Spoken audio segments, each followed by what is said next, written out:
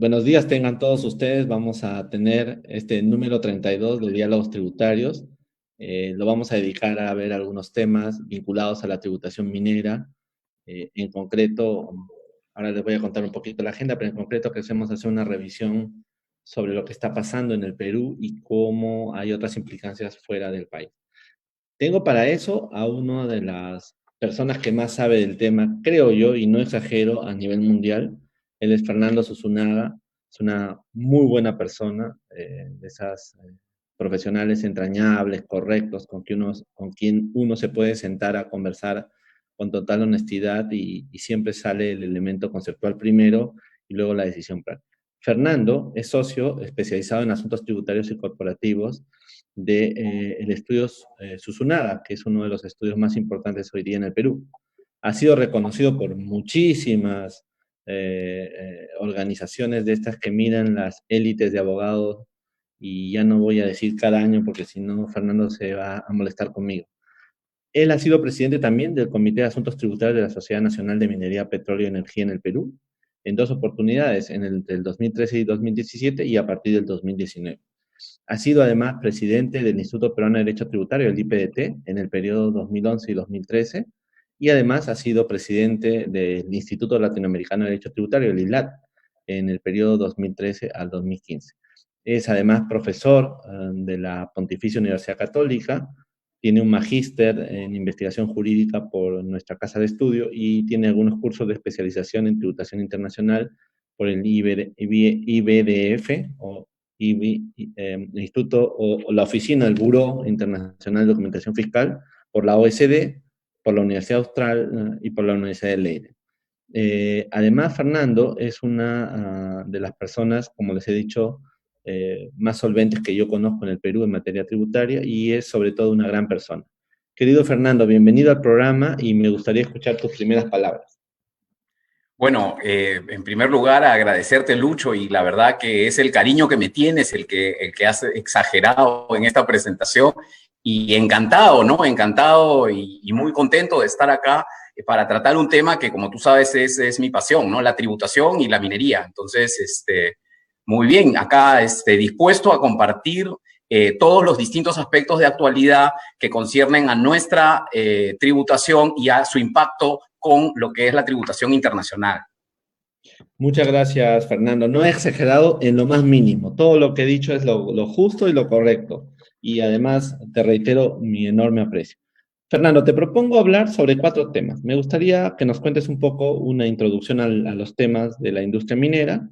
Luego me gustaría tu opinión sobre la política fiscal, sobre los gravámenes en la industria, algunos problemas tributarios que creo que existen en la industria minera peruana, pero que pueden además ser importantes a nivel internacional.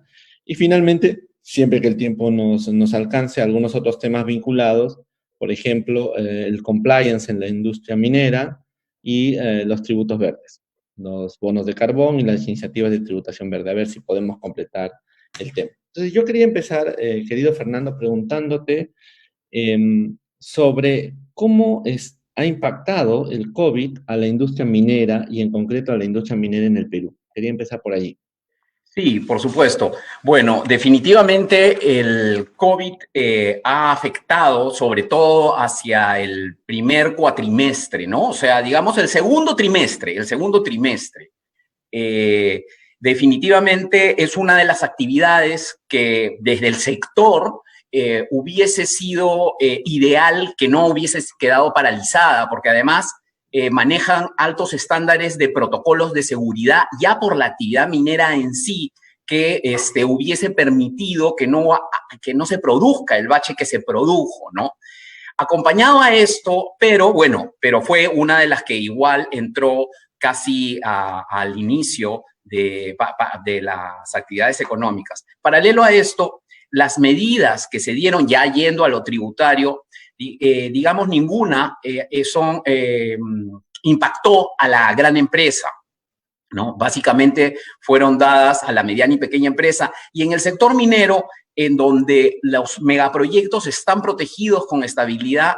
Las pocas que les hubiese podido aplicar no eran aplicables, como la suspensión de pagos a cuenta o la pérdida, la prórroga de la pérdida o las depreciaciones, ¿no?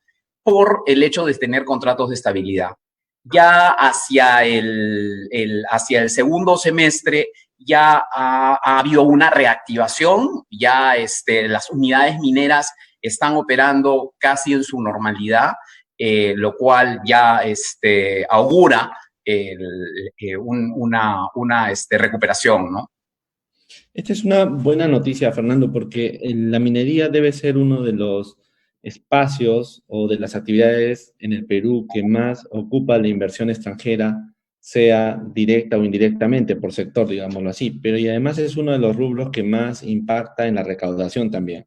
Es Entonces, correcto. esta idea, esta situación de que la mayoría de las grandes operaciones están cubiertas por los convenios de estabilidad, ha hecho que en términos prácticos, salvo por la limitación propia de la economía, la minería haya seguido contribuyendo con sus obligaciones tributarias como si no existiera la pandemia. Eso es correcto, ¿no es cierto? Es correcto, es correcto. Y la pregunta que me viene a continuación es, este año definitivamente la industria no se va a recuperar. Digamos, no, este parón al que te has referido en el segundo trimestre no va a recuperarse este año, pero ¿tú crees que el próximo año será un año de buena actividad minera en el Perú? Sin duda, porque ayudan mucho la composición de los precios, ¿no? Los precios, como nosotros sabemos, nosotros no somos, no generamos el precio. Es una industria tomadora de los precios que los marcan los mercados internacionales, ¿no? Y esa situación y el mayor consumo que está habiendo en la reactivación de la China y los buenos precios de nuestros principales metales, que además, gracias a Dios, somos polimetálicos, entonces eso hace que se augure unos años venideros buenos. Y claro, la gran preocupación es los nuevos proyectos, ¿no? Que no se agote el stock que está paralizado. Ese es el gran reto. ¿Y cuál es el problema para que el stock paralizado no se mueva, en tu opinión? ¿Qué es lo que está pasando? ¿Es un problema de riesgo de país? ¿Es un problema de crisis de gobernabilidad? ¿Es un problema de qué tipo? ¿Por qué esa preocupación? Ahí sí ya se mezcla con el problema de riesgo país, ¿no? Y el riesgo político. Y la viabilidad de Perú, a la sostenibilidad de Perú a largo plazo. Porque estas inversiones son de larga maduración. Entonces es digamos, es un matrimonio prolongado, ¿no? Del que no te puede salir a los 2 años, no.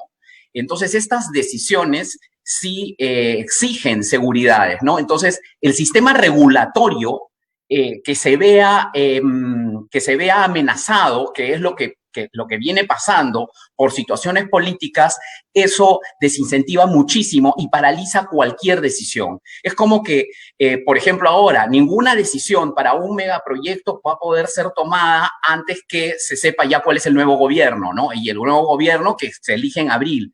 Y dependerá mucho de esa situación. Entonces, eso es un poco, ¿no? Sí, básicamente eso. Sobre todo porque además nosotros tenemos nosotros declaramos, y sí lo tenemos dentro del Plan Nacional como un pilar de política de Estado, la competitividad. Pero esa competitividad no va digamos, tiene que ser no solamente declarativa, ¿no? Y tiene que estar acompañada con la seguridad jurídica. Y la seguridad jurídica viene con la estabilidad política. Correcto. Y a eso quería ir. En lo que podríamos llamar la sociedad civil, se juzgan mucho las actividades mineras desde la perspectiva del corto plazo, del momento histórico, pero no se mide el enorme riesgo que significa toda esta actividad a lo largo de un ciclo de negocio. Y por lo tanto, no tomar nota de ese proceso como que opaca un poco la razón de las opiniones en muchos casos. ¿Tú compartes esta tesis mía? Totalmente de acuerdo, porque además es una industria altamente volátil y altamente expuesta a los avatares de lo que pase, a factores exógenos. Es por ello que viene acompañada de un sistema de instrumentos financieros derivados que garanticen unos mínimos de rentabilidad. Y es por eso que la fijación de precios también es muy compleja en la actividad minera. Uh-huh. Ahora, me gustaría entonces entrar ahora un poco a partir de esta idea de que es un ciclo grande y largo de intervención. A mí me había parecido importante dividir como, digamos, la reflexión y que la gente sepa los momentos del ciclo, ¿no? El cateo, la prospección, luego la exploración, luego el desarrollo y la explotación. Son momentos diferentes donde la entidad tiene una, digamos, estructura de contribución y de producción primero, o de entendimiento de su negocio y luego de tributación que cambia según estos ciclos, ¿no? Esto es así, Fernando, estamos hablando de ciclos, mejor dicho, de momentos diferentes y que va avanzando entre el azar y la acción para ver si seguimos al siguiente ciclo y al siguiente nivel. No, tal cual, ¿no? Tal cual. Lo que nosotros necesitamos más promover es la exploración. De hecho, el cateo y la prospección son actividades libres, ¿no? Como sabemos, no necesitas permisología. Ya la actividad exploratoria sí.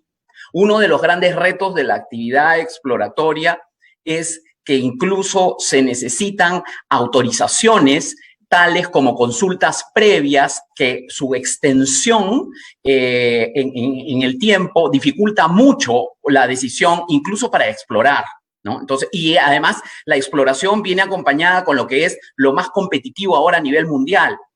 Por eso es que es central para los mineros el mantener estos regímenes como el de devolución definitiva.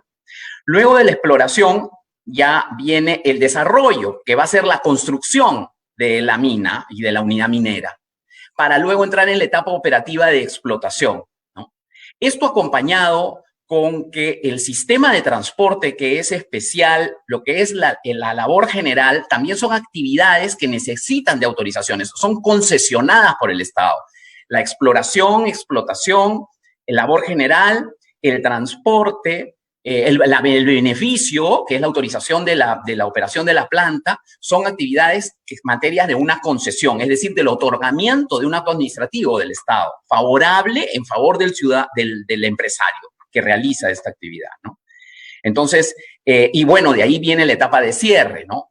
Que la etapa de cierre viene acompañada, el cierre es un cierre progresivo, y ese cierre progresivo no se agota, además, no empieza el día que termina de operar la mina, ni termina poco tiempo después. Empieza mucho antes, empieza prácticamente cuando empieza a operar la mina y termina 20, 30, 40 años después, ¿no? Que es como se mira ya todo el ciclo. Por eso son ciclos que los tienes que mirar de 50 años, dependiendo obviamente de las reservas, pero en una mina buena me lo miras como de 50 años, incluyendo el cierre.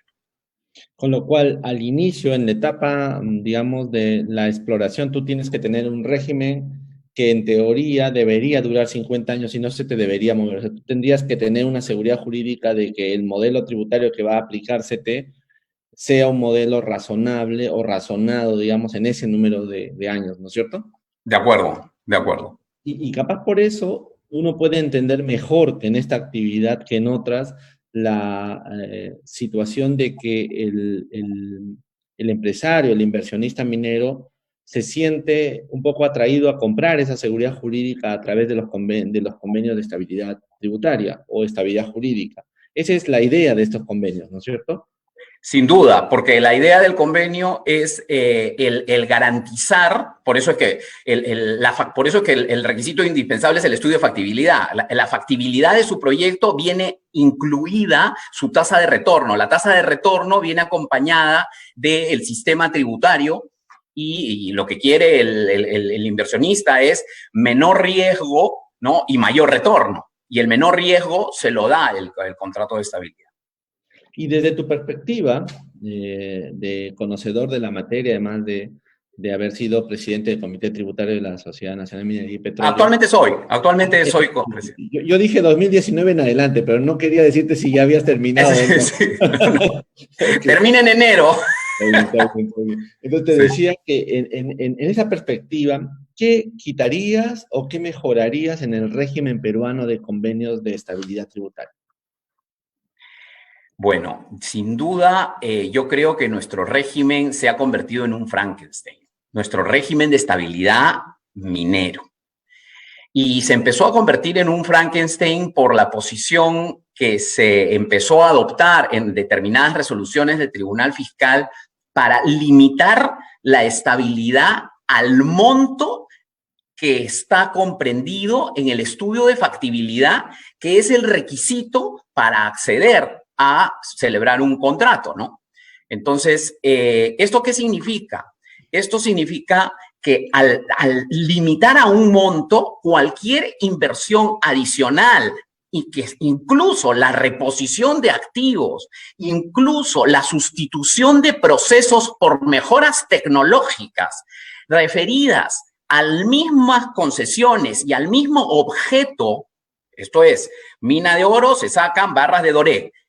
Esta situación puso en riesgo a todo el sistema de estabilidad y se pretendió corregir a través de esta ley, la 3230, pero esta corrección solamente constituye parches, porque ahora, si es que uno quisiera, estoy hablando de megaproyectos, ¿no? Que requieren 250 millones de dólares para celebrar un contrato de estabilidad a 15 años.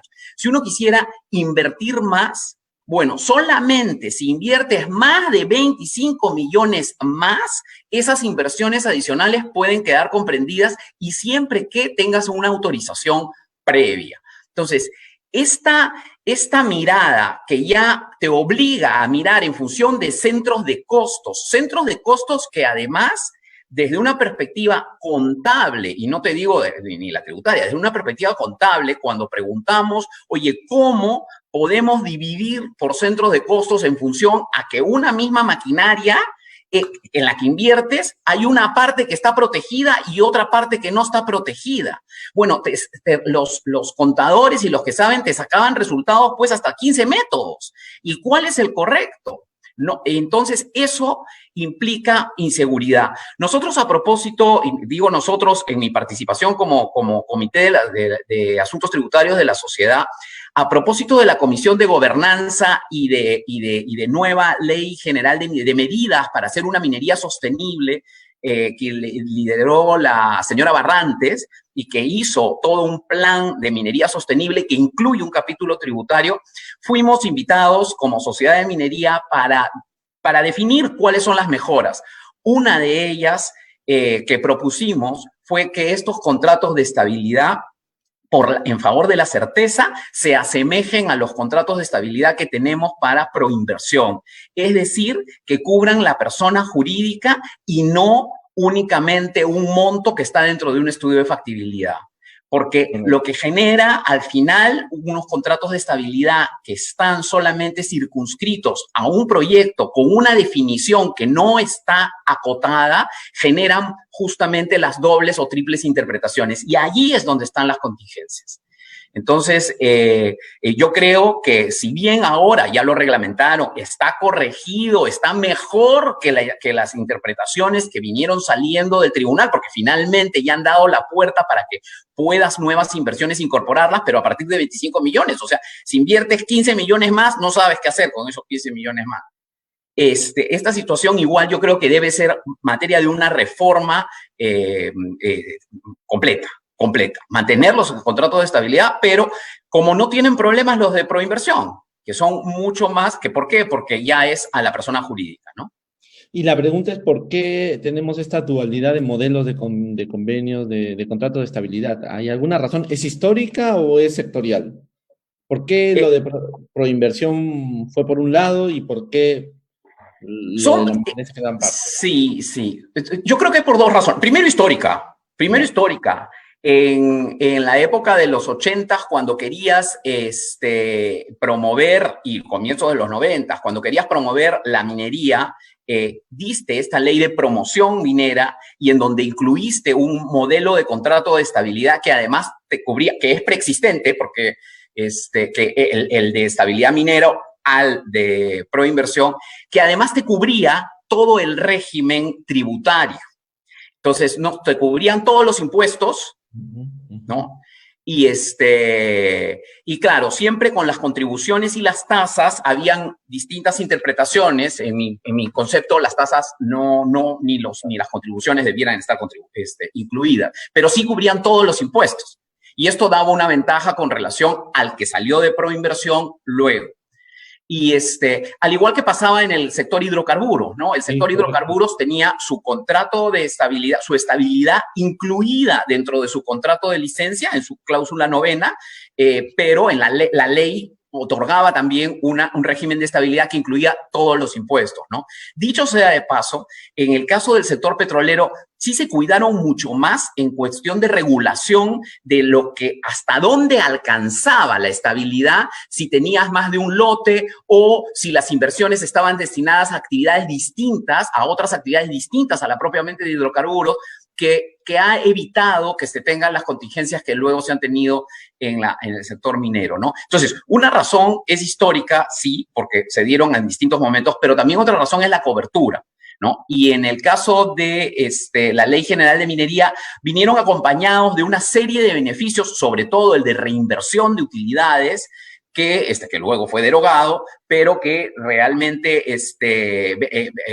digamos, daba una promoción especial al régimen de estabilidad de proinversión. Y normalmente lo que se hacía es que el régimen de proinversión se utilizaba para el accionista del proyecto minero, mientras que el propio proyecto minero utilizaba el régimen de la Ley General de Minería, que era una evaluación que se hacía, además, que se hace caso por caso, ¿no? Porque, por ejemplo, la estabilidad en materia de contratación laboral la tiene los contratos pro inversión, pero no la tiene la Ley General de Minería. Y no se puede superponer uno con otro en la empresa. Esa es mi interpretación. También hay otras interpretaciones, pero para mí la estabilidad, si tú tienes un marco normativo de acuerdo con un régimen, ya ese mismo objeto no puede ser sujeto de otra estabilidad. Pero sí, bueno. Yo comparto esa tesis también.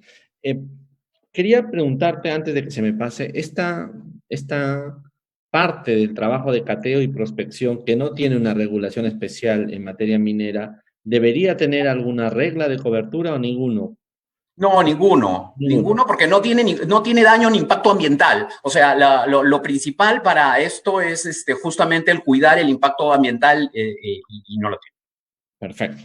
Ahora me gustaría hacerte la gran pregunta de la noche, o de la mañana, perdón. La pregunta de la mañana es los gravámenes mineros en el Perú. Cuéntanos un poco tu posición sobre estos regímenes interpuestos, el impuesto especial a la minería, la regalía minera, el gravamen especial a la minería. Y luego me gustaría preguntarte con la absoluta honestidad con la que tú siempre respondes a mis preguntas. Me gustaría saber si sientes que con todo esto el Perú es realmente competitivo todavía o no es competitivo en materia minera en el mundo. Ya. Voy a empezar por lo último. Yo sí creo que de acuerdo con el diseño de política fiscal que tenemos, nuestro país es competitivo. O sea, viendo solo la política fiscal, sigue siendo competitivo. ¿Competitivo por qué? Y hay un estudio, me voy a remitir a un estudio que hizo Macroconsult hace poco, lo hizo para el Perumín pasado, entonces esto es más o menos hace un año, en donde se le pidió a Macroconsult comparar todas las jurisdicciones mineras que compiten con Perú: Australia, Sudáfrica, Canadá, Chile, Colombia me parece que también está en esa comparación. Fueron 7 jurisdicciones, todas mineras top. Y se corrió ahí un modelo de mina con las características que tiene Quellaveco. Y sobre esa base se hicieron distintos análisis, ¿no? El regulatorio, el ambiental, el social, el tributario. Y entonces, ¿en qué consistía el análisis? Solamente se considera el tributario, o sea, ¿qué pasa si solamente pones el tributario, si es que esto da una definición para alejarse de Perú o no? O sea, si solo se tuviera que decidir por la variable tributaria, no quedamos en el primer lugar como los más competitivos, pero tampoco en el último. Quedamos de la mitad un poquito después. ¿Por qué? Todas estas jurisdicciones tienen regalía. Nosotros, recordarás que pasamos un duro tránsito con la regalía, que nos ayudó mucho desde una perspectiva conceptual, porque yo creo que ahí hay una sentencia positiva del Tribunal Constitucional que desarrolló mucho a la parte conceptual.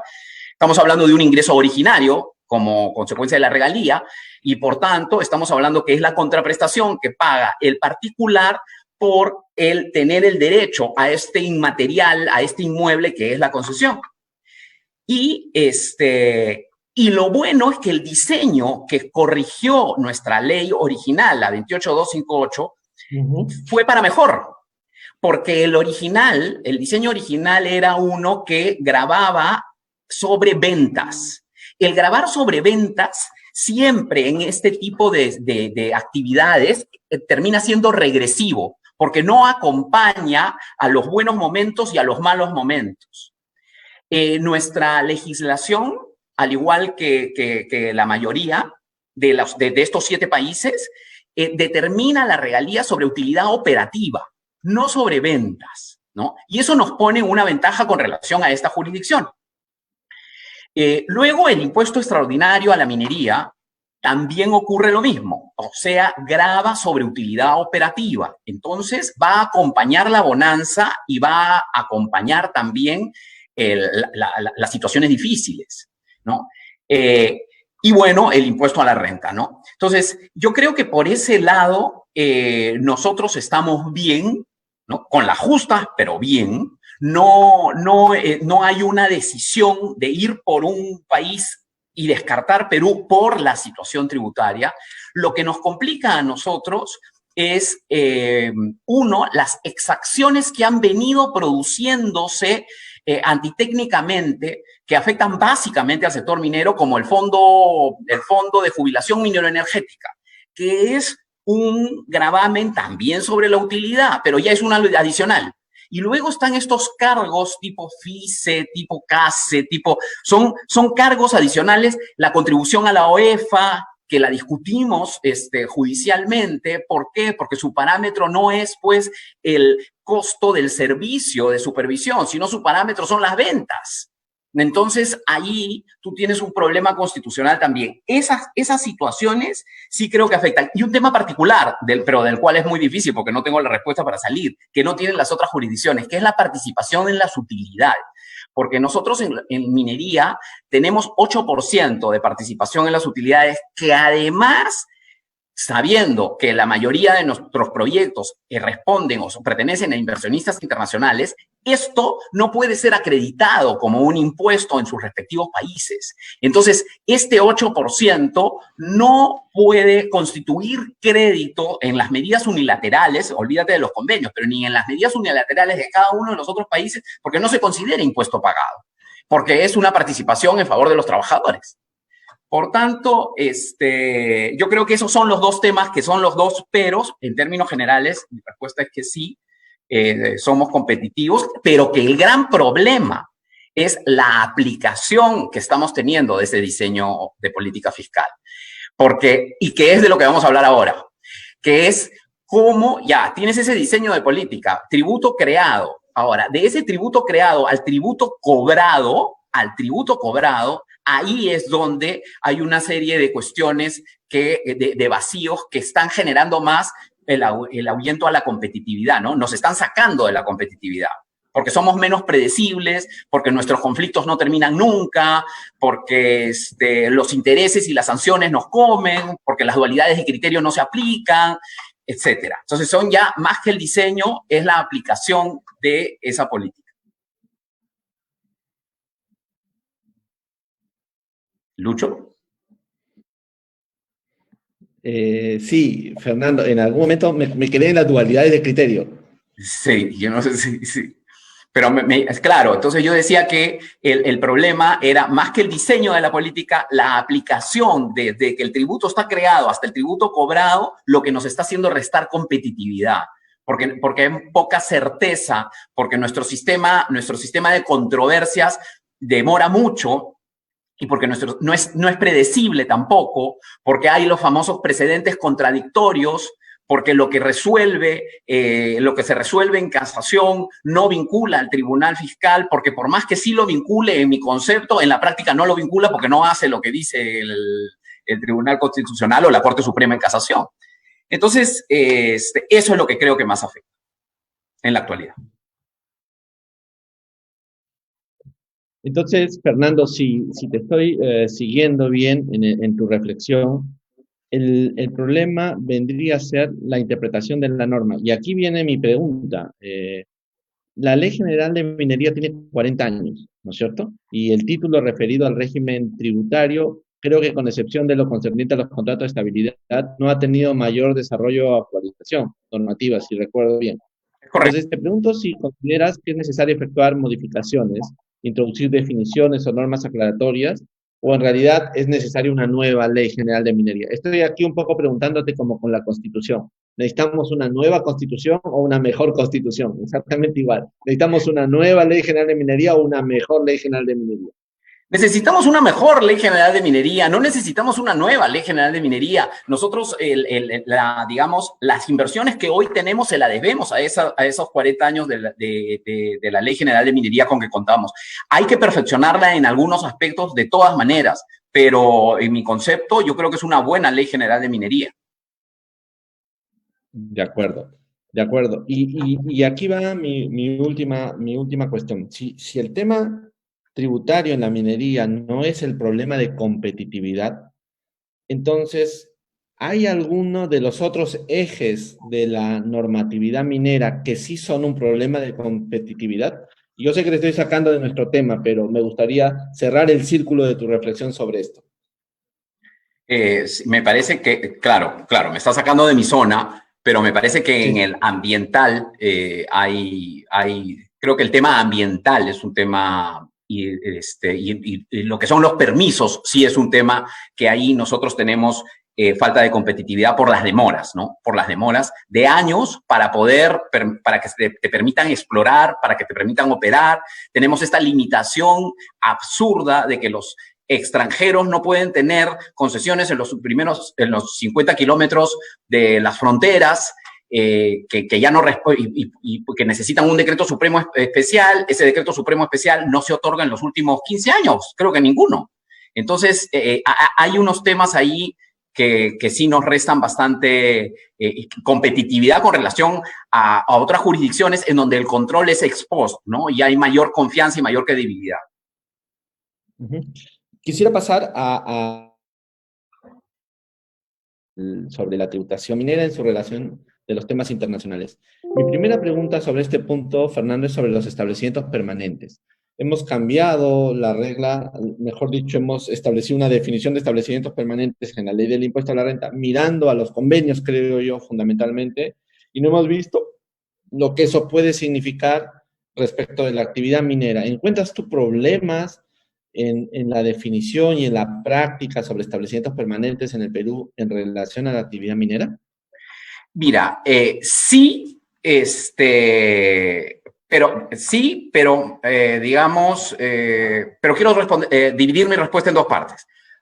Eh, Encuentro problemas porque la provisión de servicios de la minería, la ingeniería, la geología, el diseño, todo lo que es las construcciones de las minas se realizan a través de empresas globales, muchas veces no ubicadas en el Perú y que desarrollan una actividad parcialmente en el Perú y que como consecuencia de eso sí hay la incertidumbre de la documentación sustentatoria que los mineros van a tener para poder considerar los respectivos gastos. Y eso no se ha terminado de cerrar porque no hay reglamentación al respecto y entonces sí genera toda una preocupación. Ahora, la preocupación mayor, que la vamos a conversar un poco después, del sector es los establecimientos permanentes que podemos generar las compañías mineras, las compañías mineras peruanas en el exterior, porque los productos que nosotros producimos son productos semiterminados y no terminados. Y la última etapa se desarrolla fuera de Perú.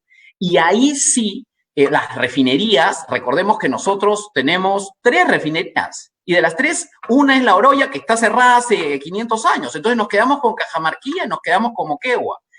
Y entonces el 70% de la producción de cobre, que es el gran producto peruano, luego también el oro, ¿no? Pero el cobre sale como concentrado. Entonces se termina fuera. Ahí sí creo que, y ya lo vamos a ver en el momento en que hablemos de exportación y de venta de minerales, que se están generando unos huecos muy fuertes, ¿no? Sobre todo, además, a propósito de pronunciamientos del Tribunal Fiscal recientes, que están causando más complicación.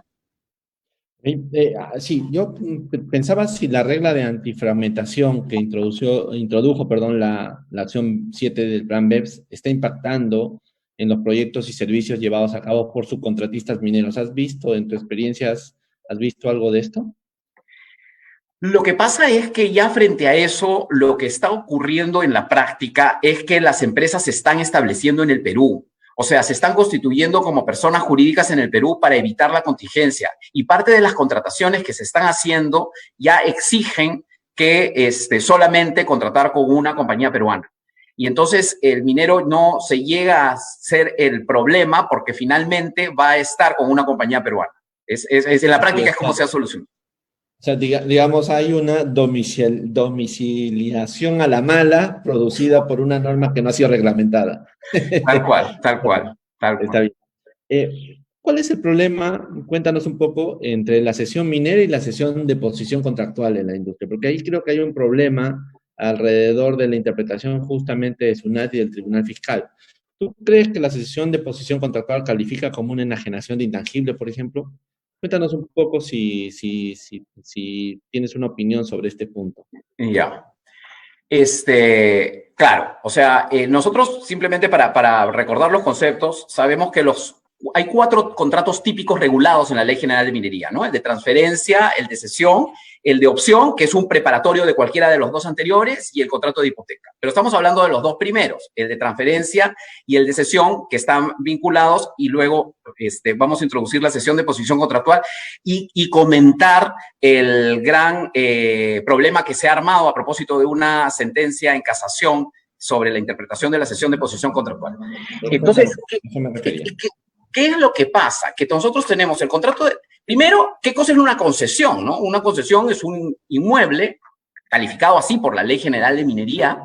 Es un inmueble que da a su titular el derecho a explorar y a explotar. Ese titular tiene una titularidad perpetua y tiene la posibilidad de disponer plenamente de esa concesión.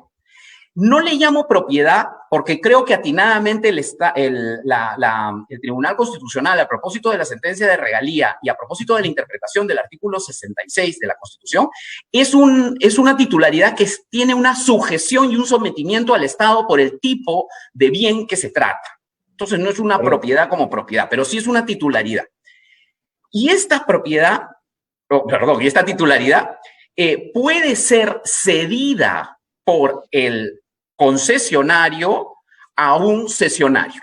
O sea, puede ceder la actividad minera. Se queda con la titularidad de la concesión, pero puede asignar el derecho a explorar y explotar a un tercero, que ese es el cesionario. Y él se convertiría en el cedente. Quiere decir que temporalmente puede ceder este derecho. Lo que ha ocurrido en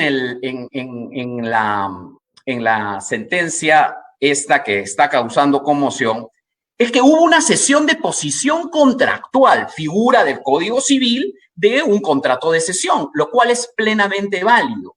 En esa situación, lo que estaba haciendo el cesionario, porque lo que tenía era titular de actividad, o sea, podía explorar, explotar, pero el que era el dueño, el titular dueño era otro, ese actuó como cedente en la cesión de posición contractual, y entonces hay un nuevo cesionario, un nuevo cesionario que adquirió una cualidad en un contrato.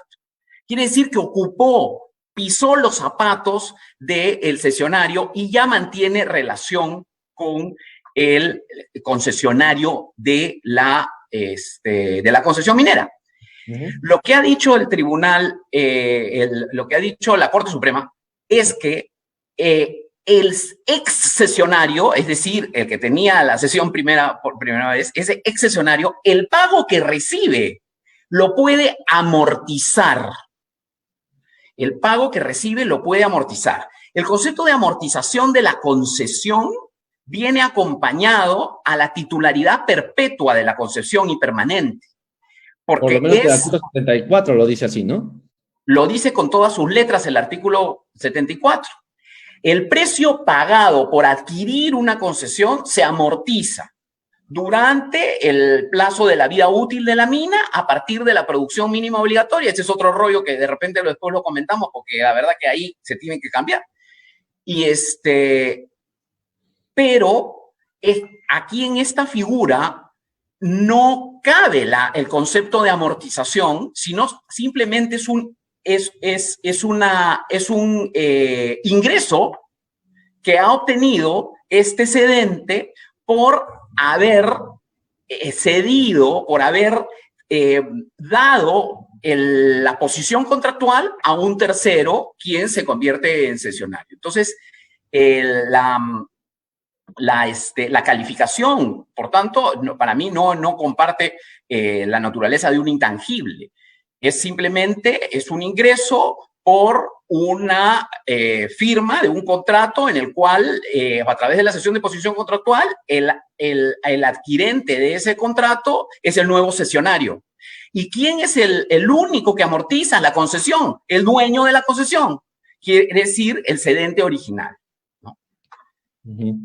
O sea, en términos prácticos, lo que ha dicho la Corte Suprema puede ser que nos esté planteando un nuevo modelo de uso tributario de esa operación, ¿no? Nos estaría alterando completamente, así es, la institución, ¿no? La verdad es que, claro, aquí ya un poco, como comentábamos en la Sociedad de Minería, Petróleo y Energía, finalmente, como el Tribunal Fiscal no hace caso a las sentencias de la Corte Suprema, en este caso favorece que no haga caso, porque el Tribunal Fiscal lo tiene clarísimo. Recordemos que este caso es un caso en donde el Tribunal Fiscal dio la razón al contribuyente. Este caso lo lleva y lo judicializa SUNAT, ¿no? Y esta es la consecuencia de eso, ¿no? Y ahí hay otros problemas en la conflictividad que nosotros, como Sociedad de Minería, tenemos un tema por esta irrestricta posibilidad de la Administración Tributaria de recurrir contra las resoluciones del Tribunal Fiscal. Sí, yo me acuerdo haber estado en una reunión donde se discutió eso, efectivamente. Ahora, este artículo 74, como tú has dicho, considera la concesión minera como un activo intangible, ¿no es cierto? Con un costo de adquisición que variará en función a la forma de su adquisición, me parece. Si recuerdo bien, si fue una adquisición directa del Estado, comprende gastos de petitorio, mientras que si fue adquirida de un tercero, comprende el precio pagado, ¿no es cierto? Sí, es correcto. Se amortiza en base a la vida probable de la mina, considerando, creo, las reservas probadas y probables y la producción mínima obligatoria. Sí. ¿Te acuerdas tú que en el año 2011 se emitió una resolución del Tribunal Fiscal en la que se discutieron los aspectos de la concesión minera, el momento en que se iniciaba la amortización, la fórmula para calcular la vida y el método de amortización que debía aplicarse, ¿no? Por supuesto, el Tribunal Fiscal. Sí, me acuerdo, clarísimo. Ya número ya no llevo. No, lo tengo apuntado acá, lo tengo apuntado porque dije, si vamos a hablar de eso, tengo apuntado el número, tampoco es que me acuerde. ¿Qué te parece el análisis del tribunal en esos 3 puntos? Porque esa es una resolución que la ponemos a estudiar a los alumnos, ¿te acuerdas? Para que ellos analicen también esa resolución. ¿Qué te parece? Esa resolución es muy buena, pero en este punto es muy mala. Porque sabía que ibas a decir eso. Y es porque adolece de una falta de interpretación histórica que termina por concluir en un absurdo. ¿Y por qué? La producción mínima obligatoria es un concepto que viene incluso desde antes de la Constitución del 79, cuando existía la ley de amparo al trabajo, la obligación de trabajar la mina. Y esto viene acompañado de la Ley General de Minería de la época de los 80, en donde la producción mínima obligatoria era eso, era una producción real que estaba dividida en base a qué tipo de metal ibas a producir o qué tipo de producto mineral, ¿no? Si era aleación de zinc, cobre, plomo, oro, lo que fuese. En función a qué tipo de concesión tenías, si era metálica, no metálica, se establecían unas tablas. Y esas tablas te decían a ti que si tenías tantas reservas, entonces tenías que producir tanto. Por tanto, la producción mínima te llevaba a una producción. Entonces, Entonces, claro, y la producción es la que se asocia a una amortización, porque la amortización tiene que ver con el desgaste o con el consumo del bien que amortizas. Y claro, esto en función a la producción se va a ir agotando. En algún momento el concepto de producción mínima obligatoria cambia y por un asunto de practicidad, ya no habiendo la obligación necesaria de trabajarla, se pone como un concepto fijo. ¿Qué cosa es la producción mínima? $100 por hectárea por año. Esa es la producción mínima. $100 por hectárea por año. Entonces ya no es una producción real, es una suma de dinero por hectárea. Que las hectáreas no tienen nada que ver con las reservas ni con las dimensiones de las UTMs que están en las profundidades. Las hectáreas tienen que ver con los derechos superficiales y con un monto que le ponen en dólares. Entonces, puede salir cualquier resultado de esa fórmula, porque si aplicamos literal, ¿qué es lo que hemos debido hacer? Hemos debido hacer una interpretación teleológica y una interpretación histórica, según la cual producción mínima obligatoria debió entenderse como producción, ya no como mínima obligatoria, porque el concepto ya está desfasado, ya la producción mínima obligatoria como concepto no existe. Existe un monto que tienes que pagar, un monto mínimo sobre un número de hectáreas. Entonces, te puede salir cualquier resultado. En el resultado de esta RTF sale 10 años y pico porque sale 10 años. Pero imagínate, tú lo que tienes que hacer es $100, imagínate que tienes, no sé, pues 6,000 hectáreas. Entonces, $100 por 6,000 hectáreas, entonces te sale 600,000. Ya, y esos 600,000 son los que tienes que ser el denominador que lo tienes que poner debajo de las reservas, ¿no? Si las reservas son, no sé, pues 15 millones de onzas, entre ese denominador y te sale cualquier resultado.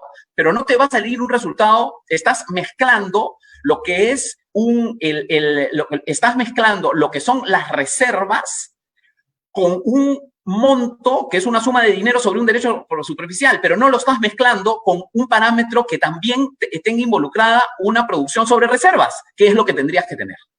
Entonces, ese es el problema. Clarísimo. Y claro, a tu reflexión subyace esta paradoja de que, por un lado, cuando está resolviendo el tribunal, se está pegando a la literalidad del artículo 74 y en otro momento introduce un análisis de la norma general de la ley del impuesto a la renta. Entonces, así es. ¿En qué momento está yendo por un lado y en qué momento? Pareciera que hubiera una falta de reflexión sobre la continuidad de su argumentación, me parece, ¿no? Yo cuando lo he leído me ha dado esa sensación. Compartes también tú esa tesis, ¿no? Totalmente de acuerdo. Totalmente. Y cuéntanos, Fernando, en los gastos de exploración, que son otro problema, un enorme problema. ¿Necesitamos una definición legal de gastos de exploración o no? Yo no creo. Yo creo que la definición, porque de hecho hay una definición muy general, pero de hecho tenemos una definición en la Ley General de Minería. Y porque la Ley General de Minería te dice qué cosa es exploración, ¿no? Y te dice que la exploración es la actividad minera tendente a demostrar dimensiones, posición y características mineralógicas, reservas y valores de los yacimientos. Ajá. Es la etapa de exploración. La etapa de la exploración. De la exploración, ajá. Claro, que es la etapa de exploración. Y a esto también tenemos definiciones técnicas como el Código de York que ya ayudan, la norma, los códigos estos ayudan a esclarecer. Y tenemos también definición de desarrollo, porque este es el tema que se mezcla con el desarrollo, ¿no? Que es la operación que se realiza para hacer posible la explotación del mineral contenido en un yacimiento, ¿no? Los problemas que tenemos en exploración y en desarrollo son las amortizaciones, ¿no? Es decir, que tanto en exploración como en desarrollo tenemos plazos especiales que son propios de esta actividad extractiva de larga maduración y que en el caso del desarrollo constituyen una ventaja porque puedes amortizarlos hasta en 1, 2 o en 3 años, ¿no? Entonces, yo no creo que se deba hacer una definición, porque además tampoco podemos poner los elementos. Se tiende mucho a decir, oye, es desarrollo porque estamos haciendo un camino, o es desarrollo porque se está haciendo un socavón. Pero no es desarrollo si tú ves un bien del activo, o ves una construcción, de repente ves una construcción como el caso del reasentamiento, ¿no? Que fue toda la construcción de un pueblo en otra zona, ¿no? Entonces, el análisis que se tiene que hacer en función a cada una de las etapas es un análisis funcional, o sea, ¿para qué está destinado? ¿Para qué se está haciendo? Al margen de lo que estás haciendo o del objeto que se está haciendo. Y esto viene acompañado también, cada una de las etapas viene acompañado de una permisología, porque no es que el minero pueda explorar sin tener su permiso de exploración. Entonces, todos los gastos que estén asociados a la etapa de exploración son aquellos que haya desarrollado mientras ha tenido la autorización para explorar. Porque cuando tenga que hacer minado para construir, es decir, para desarrollar, va a necesitar otra aprobación. Y esa otra aprobación marca el inicio de esa otra etapa. Entonces, yo creo que se tiene que hacer un análisis funcional y vinculado con la etapa con la que estás. Si ocurre el problema de, puedo estar en explotación, porque sí, pues, estoy en explotación y sigo explorando, porque sigo tratando de conseguir más negocio. O estoy en explotación y hago desarrollo, sí. Y entonces ahí hay la verdad que es ilustrativa, y comparto la resolución del Tribunal Fiscal, hay una del 2016, me parece, creo que es, que lo que te establece es que te hace un análisis en función a si estamos ante un nuevo proyecto. Es decir, es el propósito ampliar reservas, o sea, encontrar más reservas o ampliar la producción de las concesiones existentes. Si hay ese propósito, entonces estamos ante exploración en etapa de explotación o desarrollo en etapa de explotación, ¿no? Entonces, por ese lado, yo creo que se está construyendo bien la jurisprudencia. Sí hay todos estos temas, además, y ese es otro problema ya en la conflictividad, son diferencias temporales. Claro. ¿No? Son diferencias temporales, no son diferencias permanentes. Y normalmente cuando viene fiscalizar la administración tributaria, tenemos que muchas veces ya esa diferencia temporal se subsanó porque se pagó el impuesto que se dejó de pagar en un momento, se pagó en otro. Pero muchas veces pasa que ya cuando viene la administración, tu derecho a solicitar la devolución ya prescribió. Entonces, digamos, esto genera en la industria mucha insatisfacción por la falta de certeza en eso, ¿no? Pero creo que una definición no nos va a ayudar. Creo que jurisprudencias como la que está viendo en el Tribunal Fiscal, que en mi concepto en términos generales es acertada, está bien. Mira, a mí me había sorprendido unas observaciones que estaba haciendo la SUNAT, yo no sé si están haciéndolas todavía, que tenía que ver con los gastos de exploración incurridos en áreas sobre las cuales no se tiene una concesión minera. En algunos casos el contribuyente contaba, por ejemplo, con una cesión minera o con un contrato de opción para la eventual cesión minera, mientras que en otros casos con ningún tipo de título. Entonces, en torno a ese tema me puse a investigar y había unas resoluciones del Tribunal Fiscal que había desconocido la deducibilidad de gastos de exploración en aquellas áreas en las que la empresa minera no tenía título alguno, ni concesión ni cesión, o la expectativa de tener algún título, un tipo de título en dicha área no existía, ¿no? Y entonces había calificado a los desembolsos incurridos como gastos preoperativos por expansión de actividades.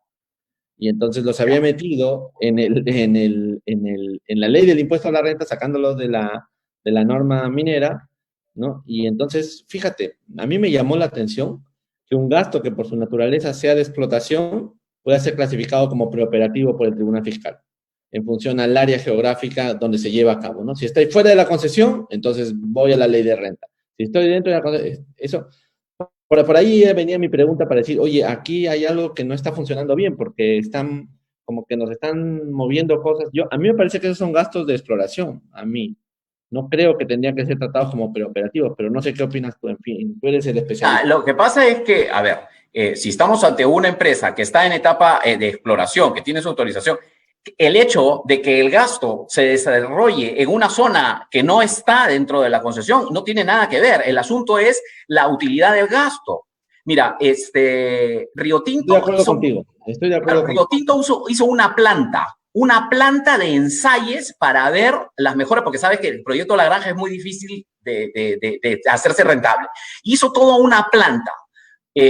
Obviamente, en una zona que no tiene que ver donde se estaba haciendo las labores de exploración propiamente dichas, pero la planta está destinada los ensayes a ver si el proceso productivo funcionaba o no funcionaba. Ese era gasto de exploración. Es gasto de exploración porque estás en la fase de exploración y es una actividad minera directamente vinculada. No tienes que estar simplemente a través de un geólogo haciendo un socavón para que sea gasto de exploración. El asunto es hacia qué está destinada esta. Por eso es que, digamos, es tan importante el análisis funcional, el análisis de uso. ¿Para qué uso y para qué destino está hecho este desembolso? Si la erogación está hecha en favor de la etapa y está directamente vinculada con eso, es el gasto de exploración, ¿no? A veces se pierde mucho de vista y se pretende, pues, porque claro, como ves una construcción, dices activo fijo, o ves una maquinaria, entonces, pero no, esos conceptos hay que sacarlos de la cabeza porque no necesariamente son exactos en este tipo de análisis. Y justamente por eso iba la siguiente cuestión. En los gastos de desarrollo, no me parece tan razonable considerar a los activos fijos como gasto de desarrollo. O sea, ¿tú qué opinas? ¿Cómo lo ves? No, activo fijo es activo fijo. Activo fijo no es gasto de desarrollo. Definitivamente, a ver, cuando ya hablamos de activo fijo, vamos a hablar de equipo minero, vamos a hablar de una planta de beneficio y todo eso se va a regir por sus normas especiales de depreciación y eso se deprecia. El gasto es como la resolución esta del Tribunal Fiscal, pues, del reasentamiento y de Fuerabamba, ¿no? Dijo, oye, acá hay un activo en construcción, ¿no? Decía, activo en construcción y esto. A ver, primero, aquí no es un concepto de activo fijo porque no es un bien ni del sujeto ni va a ser destinado a la actividad productiva. Era una construcción que era de otro sujeto, que era los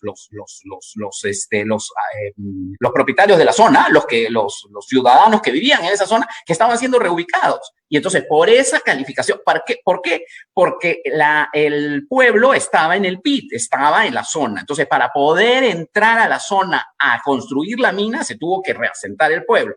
La funcionalidad del gasto es justamente esa, pero no califica como activo fijo. El examen de activo fijo de todas maneras se tiene que hacer, y si es activo fijo y se deprecia. Estaba yo, a propósito de la RTF que traías a colación, había una RTF, me acuerdo si es del 2017 o 2017, que definía gastos de desarrollo, ¿no? Y hablaba algo así como actividades ejecutadas con posterioridad a la etapa de exploración y destinadas a hacer posible la explotación del mineral. Y daba algunas citas, ¿no?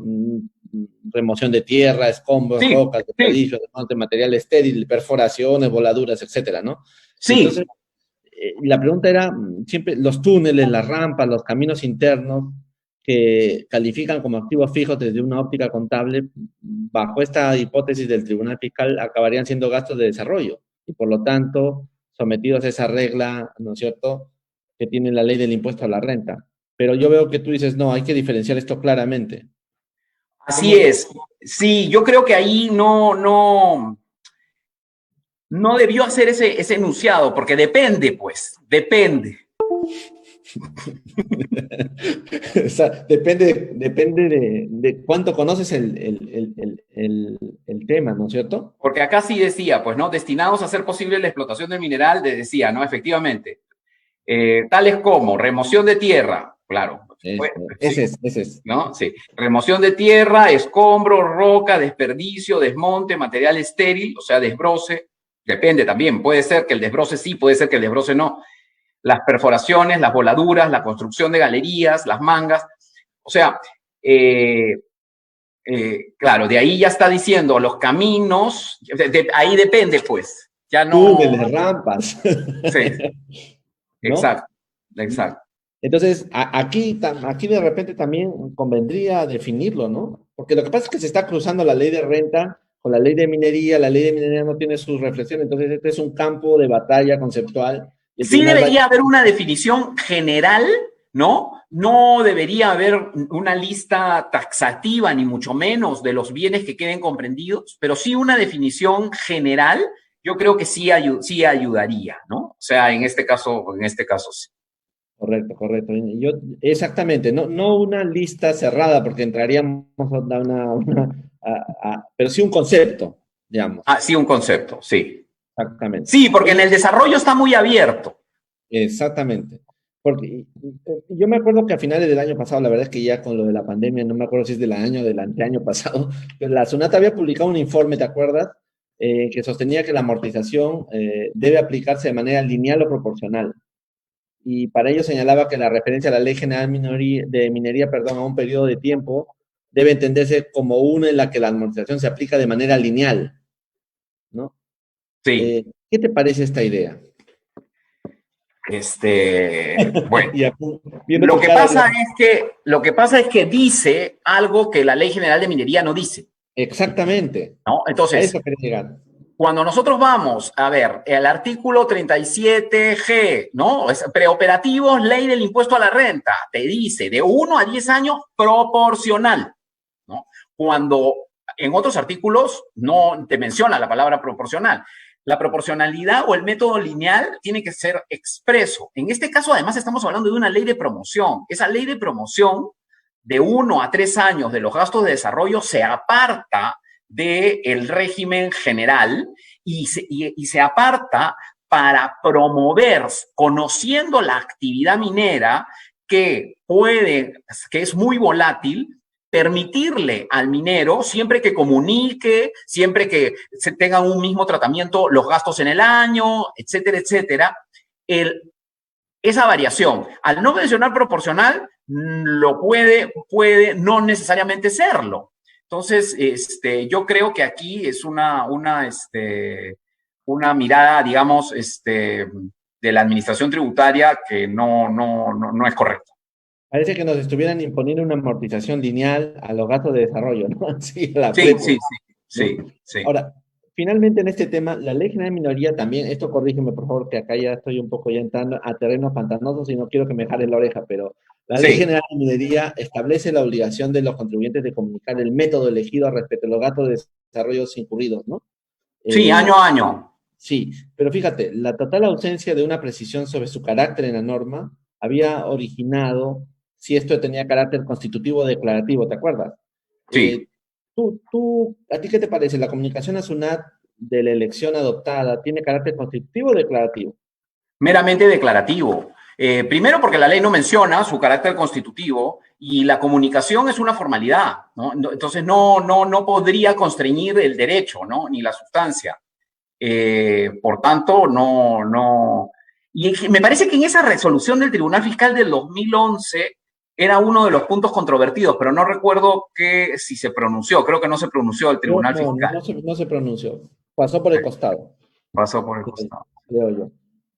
Oye, y pasemos ahora, por favor, a la provisión del cierre de minas, la amortización no deducible para efectos tributarios. Yo alguna vez te he escuchado, no me acuerdo si era en un grado en el que estuvimos juntos, ya no lo recuerdo, pero que tú tenías una crítica conceptual al problema del tratamiento del cierre de minas en el Perú. No sé si era así o me lo estoy inventando. No te lo estás inventando. O sea, el tema del tratamiento de cierre de minas en Perú, tributario, nunca ha sido, nunca ha sido solucionado.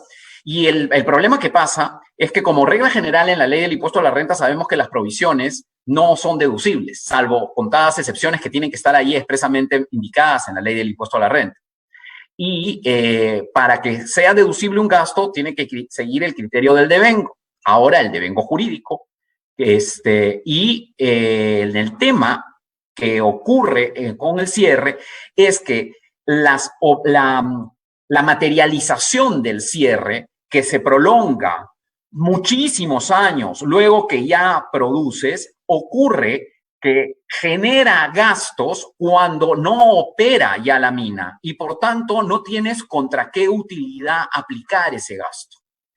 Entonces, es por eso que legislaciones comparadas que compiten con nosotros sí tienen soluciones, ¿no? Al respecto. Y permiten, por ejemplo, Chile, que siempre nos comparamos con Chile porque es nuestro vecino además, Chile permite que en la tercera última parte de la vida útil de la mina la provisión pueda ser descontada, ¿no?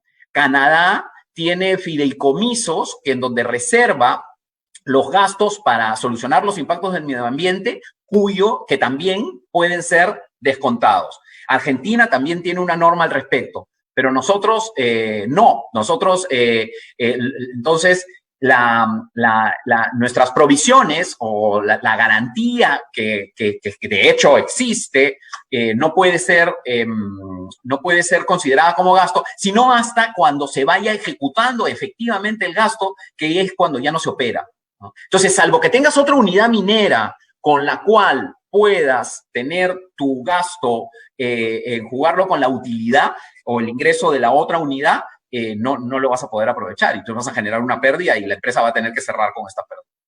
O sea, con lo cual necesitaríamos una modificación normativa en tu perspectiva. Sí, sí. O sea, insistir en una interpretación sobre la norma vigente no creo que lleve a mucho. Porque hay personas que dicen, no, vamos a insistir en que no puedes desconocer la deducibilidad y la depreciación de la provisión por cierre de minas, ¿no? Sí, pero yo no comparto. Yo creo que actualmente no tenemos derecho. Ya. ¿Y tú crees que es sostenible el desconocimiento de este concepto también para efectos de estas otras tributos, el IEM o las regalías mineras o el GEM? Porque estas normas se remiten a la contabilidad, ¿no? Para calificar a costos y gastos. No sé si has visto ese tema. O sea, si podríamos usarlo para esos casos. Porque también ahí podríamos discutir de que como esas normas hablan mucho más de la contabilidad, ahí las provisiones contables podrían ser mejor aceptadas que la ley del impuesto a la renta. Ok. En la determinación de la utilidad operativa para los gravámenes, yo creo que ahí sí puede haber un espacio mayor de discusión. Perfecto, perfecto. Ahora vamos al tema, salvo que tú quieras, hemos visto que hay varios temas sobre los cuales hay que arreglar y si tomamos a luz tu foco de dirección del inicio de la reunión, de que el problema es la incertidumbre frente a la interpretación de la norma, pareciera que hay muchas cosas ahí pequeñitas que hay que ajustar, ¿no es cierto? Fundamentalmente para dar certidumbre, porque compartirás conmigo la idea de que esto de estar 15, 20 años discutiendo en un tribunal no lleva a nada.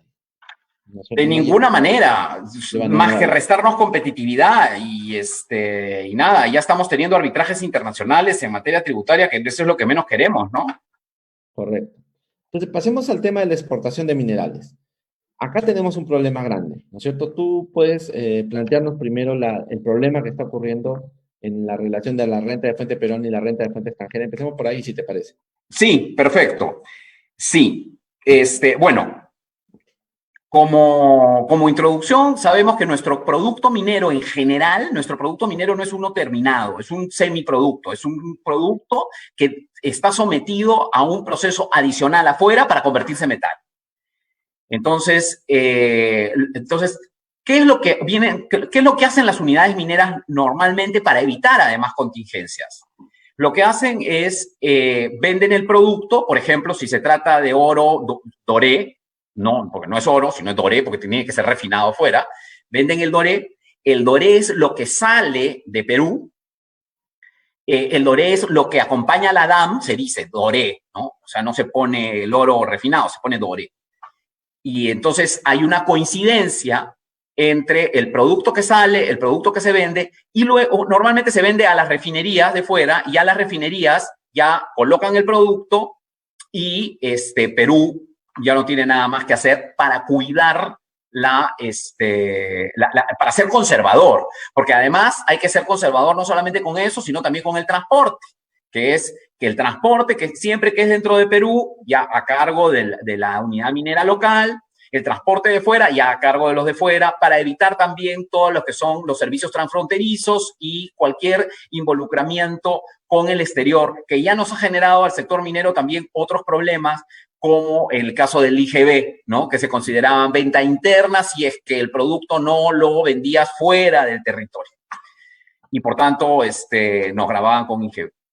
Entonces, pero otras, que también es plenamente válido, lo que hacen es, el último proceso productivo se hace con la refinería. Terminan vendiendo oro, pero el proceso de refinación se hace en el exterior, ¿no?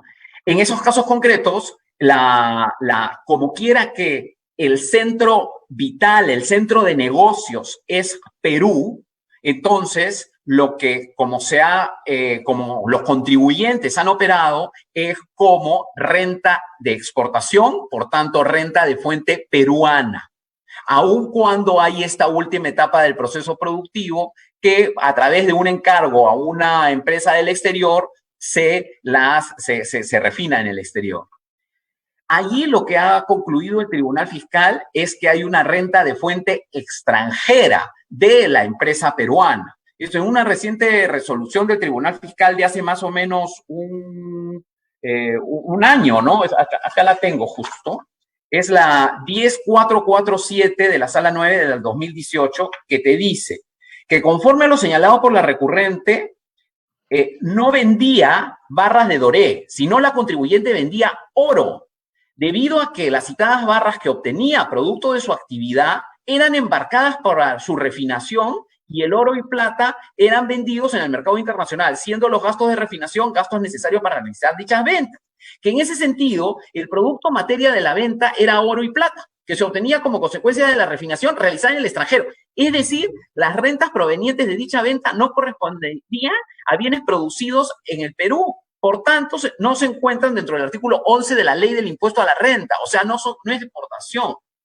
Entonces, esto nos genera temas no resueltos. Temas no resueltos como que entonces es todo renta de fuente extranjera, entonces solamente nos regimos por el artículo 50, 51A y por tanto tenemos que hacer una canasta y si hay más gastos, estos no se jalan para el año siguiente, o tenemos que considerar la parte y esas partes no están reguladas, o como ha hecho el contribuyente, ¿no? Que dicho sea de paso ya no es como dice la resolución del Tribunal Fiscal, que ha considerado todo como renta de fuente peruana y por tanto los gastos involucrados, incluyendo la refinería del exterior, considerado como gasto de fuente peruana.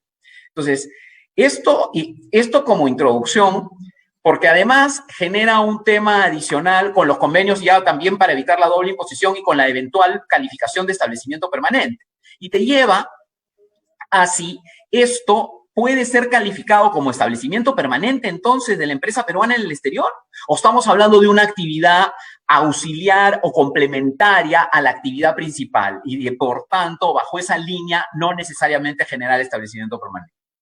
Y si tenemos convenio, llegamos al tema del artículo 9, en donde podríamos ahí con el artículo 9 pedir el ajuste secundario y poder solucionar el problema a través de un procedimiento de acuerdo mutuo que ahora ha declarado nuestro superintendente que vamos a celebrar, ¿no? Entonces, ese es el primer problema de incertidumbre que viene generando estas situaciones, ¿no? Fuera de los otros problemas que ya tienen que ver con precios de transferencia, que también lo generan las exportaciones, y con la conciliación entre lo aduanero y lo tributario, que también generan otros problemas a propósito de los regímenes ya aduaneros propiamente dichos y del laboratorio de la administración tributaria que controlan los ensayos, ¿no? Entonces, no sé... Quería preguntarte, ¿qué opinas tú de esa interpretación del Tribunal Fiscal sobre el artículo 11? ¿Te parece que es literal? ¿Cómo la has visto tú cuando la has analizado? Mira, yo lo que veo es que efectivamente es absolutamente literal. O sea, es absolutamente literal en cuanto a cómo la refinación se hizo fuera, entonces el producto oro es de fuera. Y no ve que este es simplemente la coronación de todo un ciclo productivo que está allí siendo llevado a cabo por la empresa peruana desde su extracción, producción y es la etapa final, ¿no? Y claro, lo que ella vende es oro y oro que ha producido acá. Entonces, acá ha habido una ausencia de definir dónde está el centro empresarial y el centro de negocio, que es el Perú. Y a este proveedor del exterior, por ser parte final, lo está considerando como un aspecto determinante para definir que el producto está siendo vendido fuera. Y por tanto es renta de fuente extranjera. Claro, y claro, ahí el problema va a surgir si es que haciendo esta sección, estos dos bolsos de fuente peruana y fuente extranjera aparece una pérdida en el ejercicio. No, ahí es donde viene el problema. Así es. Porque ahí entramos ya en un trompo terrible, ¿no? Okay, claro, sí. Y lo que pasa es que el artículo 11, si yo recuerdo, fue planteado para promover la exportación y parece que el tribunal lo está leyendo en el sentido restrictivo para no promover la exportación. Totalmente de acuerdo. Y me hace Completamente de pensar, acuerdo. ¿sabes qué? A propósito de lo que hemos hablado, los gastos preoperativos también tenían esa función. Tú te acordarás que cuando surgen como diferidos en relación al principio del devengo es justamente para favorecer la actividad empresarial, pero la interpretación del tribunal lo lleva a encogerlo como si fuera un corsé para las empresas, ¿no? Ahora, Tal cual. ¿cuál es el hecho de tener un establecimiento permanente en otro país ya te obliga a grabar en fuente, ¿no es Sí, cierto? tal, Y tal cual. entonces, y entonces eso otra vez nos trae a un trompo bien difícil de plantear. Tal Bueno, cual. bueno, esta es una cosa muy simpática. Ahora, tú eres especialista y bueno, a ti no te gusta que te diga esto, pero tú escribiste una interesante reflexión sobre los precios de transferencia, sobre Sí, el famoso sexto método, ¿no? Entonces me sí, gustaría que nos cuentes un poco cuáles son los problemas tributarios en torno a precios, qué es sí. lo que nos estás planteando ahora.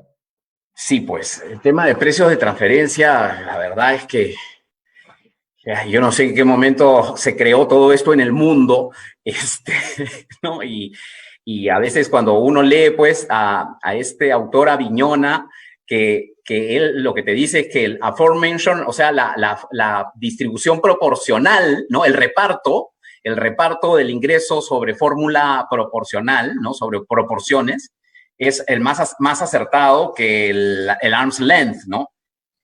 Al final hemos vivido con el arm's length, ¿no? Y entonces tenemos la ficción de que las empresas económicamente vinculadas tienen que, el principio de operador independiente las hace operar como si fuesen independientes, aun cuando no lo sean, ¿no? Y a esto le agregamos el asunto de que una segunda ficción cuando se tratan de establecimientos permanentes, ¿no? Que ahí ya es ficción sobre ficción.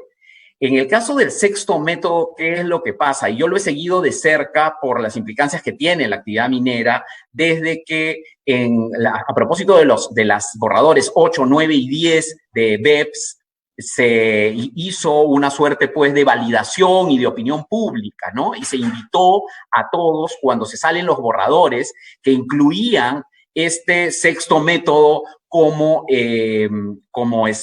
uno que iba a ser incorporado en las directrices.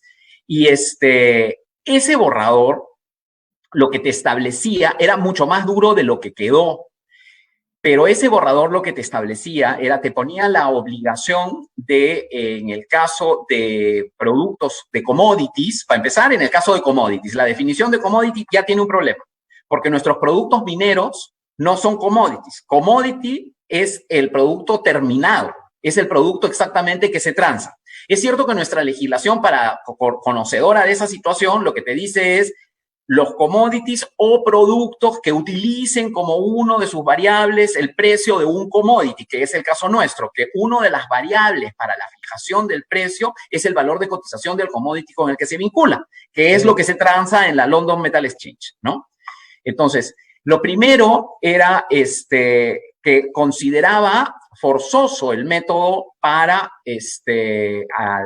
los productores de commodities que vendían a sus económicamente vinculadas y utilizaba al valor de fecha de embarque como último recurso para poner el precio, para determinar en qué momento tomas el valor de cotización. Y por último, recomendaba que se hicieran unas guías para establecer los ajustes los ajustes de comparabilidad para llegar al precio del producto. Porque, claro, cuando tú tienes, primero para empezar, cuando tú tienes un valor de mercado de estas cotizaciones, ya no es un valor transaccional, pues no estás comparándolo con una transacción, estás comparándolo con un cúmulo de transacciones. Y esa tercera parte que los ajustes, además, cuando estás hablando de otro producto, que es nuestro caso, eso obliga a mayores ajustes, que tienen que ver ya con el producto no es refinado, le tienes que quitar la refinación, el producto no tiene gastos de tratamiento porque no está tratado acá, le tienes que quitar ese gasto. Tampoco hay un transporte de ese producto hacia afuera porque nunca se refinó, entonces le tienes que quitar el transporte, le tienes que quitar el flete. Son los desembolsos no realizados.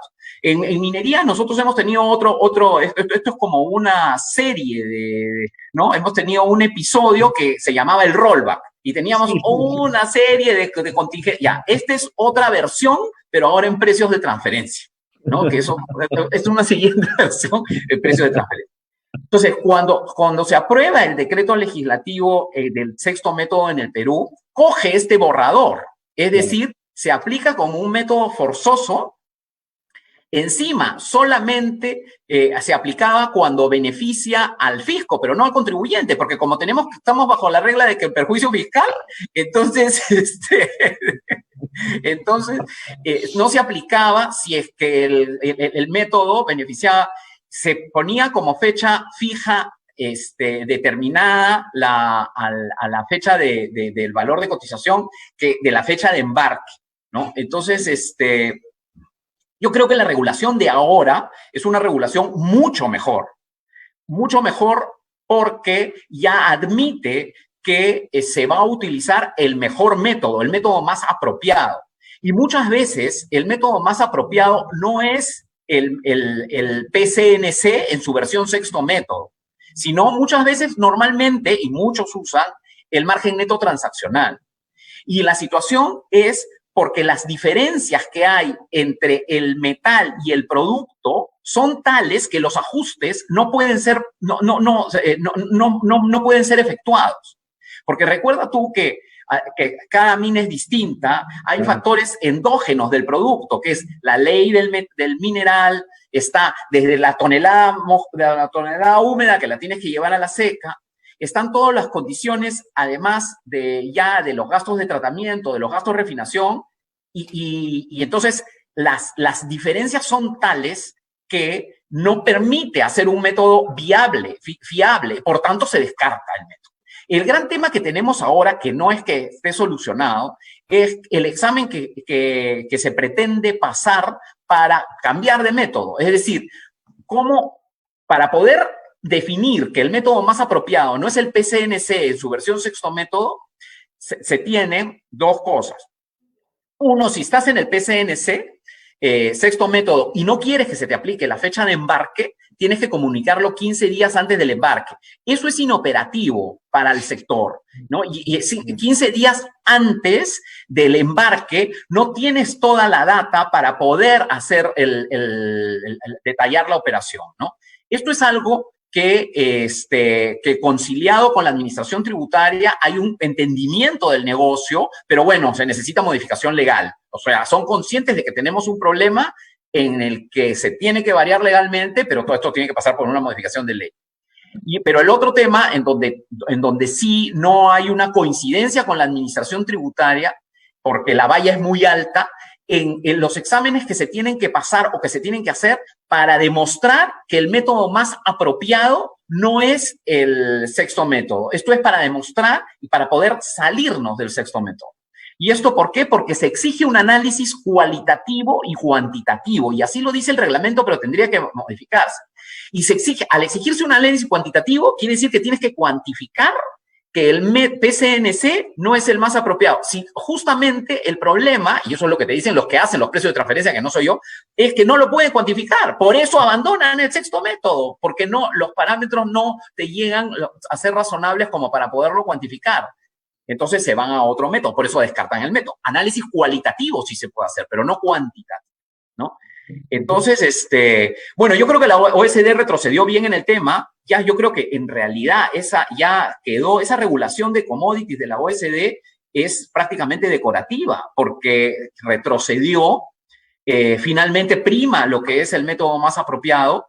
Y claro, las legislaciones lo que sí están teniendo las que tienen el sexto método, que son muchas latinoamericanas, lo que sí está funcionando bien es su registro de contratos, ¿no? Yo creo que ahí un líder es Uruguay. Uruguay creo que lo ha hecho bien, porque acá de lo que se trata es de evitar la manipulación de precios, por supuesto, ¿no? Entonces, y eso la administración tributaria lo tiene que controlar. Y eso la industria lo ha entendido. Y la industria está dispuesta a colaborar en la medida en que sigas los parámetros de la industria.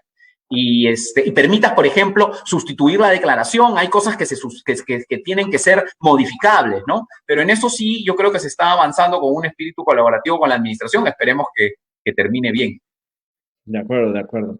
Muy, muy interesante la reflexión que estabas dando. Siempre me he hecho esta pregunta, ¿por qué los desajustes que BEPS trató, casi ninguno tenía en mente la industria minera?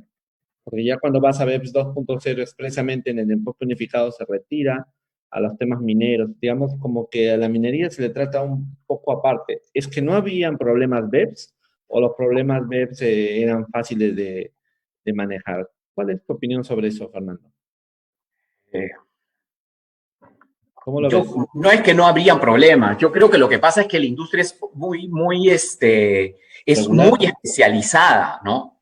Entonces, creo que cualquier medida no conociendo al 100% el negocio, pues es peor que que la medida. Correcto. O sea, la solución puede ser peor que la enfermedad, digámoslo así. Sí, sí. Ok. Y ahora tengo una última pregunta sobre esta parte para ya pasar a a las últimas preguntas que quería hacerte. Aunque no lo creas, ha pasado más de 1 hora y media y yo te dije que iba a llegar Ay, ese momento y que no lo iba a repetir. Bueno, tengo ya aligerando y terminando. Hay en la industria, por el problema de la volatilidad de los precios y todas estas cosas, han usado mucho los instrumentos financieros, ¿no es cierto?, para coberturar. Muy bien.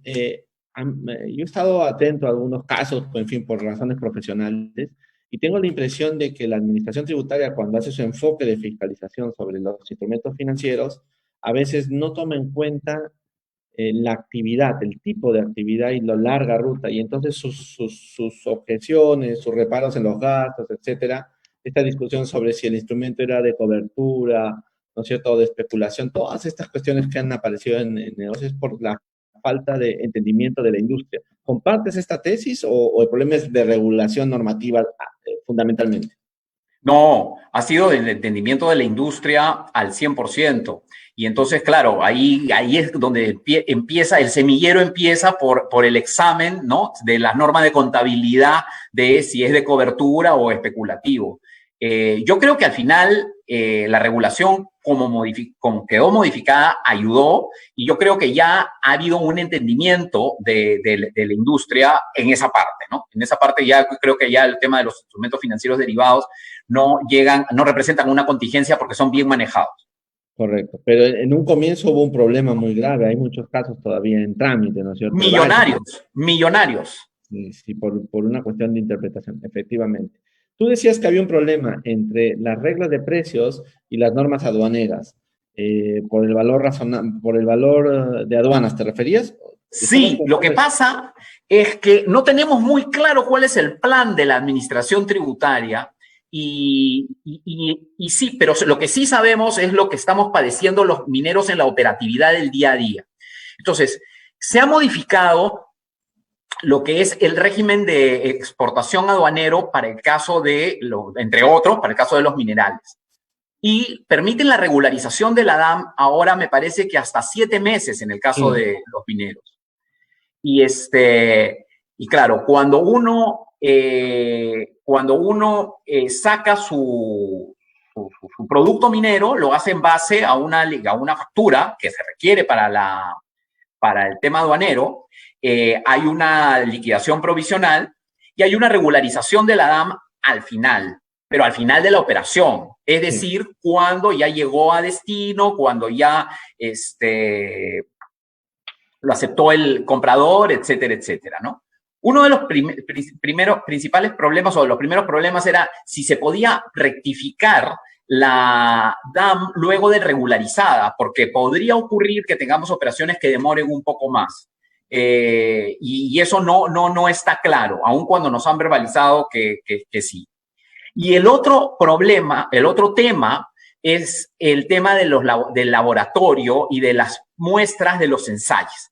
Ese correcto. de las muestras de los ensayos, ¿qué hace? Nosotros por un lado tenemos la operación comercial. La operación comercial hace que cuando salga el producto, antes de salir el producto, van a ver los ensayos que se hacen o en un laboratorio de INACAL, o además el propio contribuyente tendrá su laboratorio o contratará un tercero. Y luego el comprador allá para probar que el producto que llegó es el mismo que estaba en el contrato y en la cantidad y en la forma que se pactó, se hace otros ensayos, con verificación también del vendedor hacia el punto en que llegó. Y en función a eso es que se termina de hacer la liquidación final y la operación comercial ya tiene las características del producto tal como llegó. Esa es la operación comercial. Lo que se estaría haciendo ahora desde una perspectiva del régimen aduanero es que si te toca rojo, entonces tienes que hacerse una prueba en el laboratorio de la administración tributaria y si no coincide con la del contribuyente, hay una posibilidad de nombrar un tercero dirimente, y si sigue la controversia, rige el de la administración, que es el que se obliga a consignar en el boletín que acompaña a la DAM. Entonces, pareciera que es tu dicho, el dicho del contribuyente. La preocupación es si es que esto solo va a regir para régimen aduanero o si esto va a tener efectos en la operación comercial y, por tanto, en el impuesto a la renta, porque eso ya nos llevaría a alterar el producto tal como comercialmente está siendo concebido y está siendo considerado como ingreso para propósitos del impuesto a la renta. Ahora las normas, está claro que no se puede. Sin embargo, la preocupación es que si la exportación es un régimen que no está grabado con impuesto, entonces, todo este diseño tiene algo que sospechamos que pueda sensibilizar tributación interna. Entonces, lo que queremos estar claros en que no es así. Perfecto, perfecto. Bueno, agotadora la reunión y yo no lo he sentido. No sé si... No, yo tampoco. No, es que yo estoy feliz contigo conversando, pues ¿cómo la voy a sentir? Buenísimo, yo lo aprecio muchísimo. Quería tus palabras finales de reflexión como para cerrar un poco el círculo y darnos algo de esperanza de la actividad minera hacia el futuro después de todo lo que estamos viendo en el país, por favor.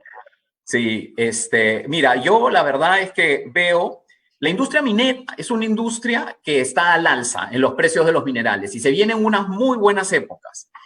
Nuestro potencial geológico es único.